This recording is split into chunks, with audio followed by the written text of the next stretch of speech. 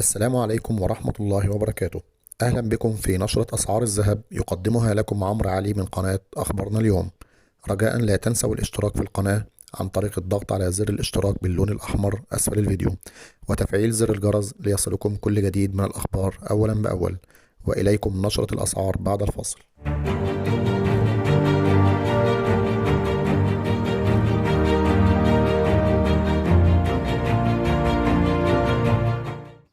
أهلا بكم.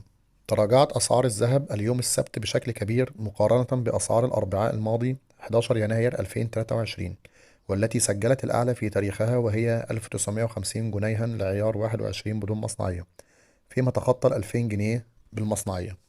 وإليكم أسعار عيارات الذهب من داخل محلات الصاغة. عيار 24 بلغ سعر البيع 2114.25 و2085.75 للشراء. عيار 22 بلغ سعر البيع 1938 و1912 للشراء.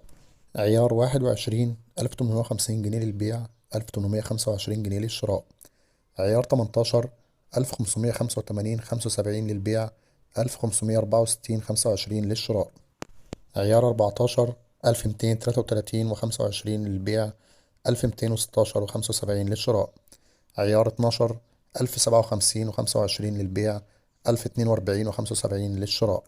فيما بلغ سعر جنيه الذهب 14800 جنيه للبيع، 16145 جنيه للشراء. فيما بلغت سعر أونصة الذهب 1921 دولارا للبيع، 1919 دولارا للشراء.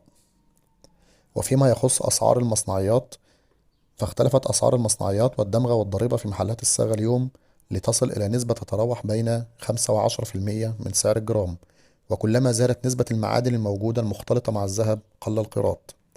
وفيما يخص نصيحة القناة للشراء الآن من عدمه، فقد صرح نادي نجيب سكرتير عام شعبة الذهب بغرفة القاهرة التجارية في تصريحات تلفزيونية له يوم الخميس الماضي، وقال: أنصح المقبلين على الزواج بشراء الذهب لأنه قابل للزيادة ويفضل اتخاذ قرار الشراء بسرعة.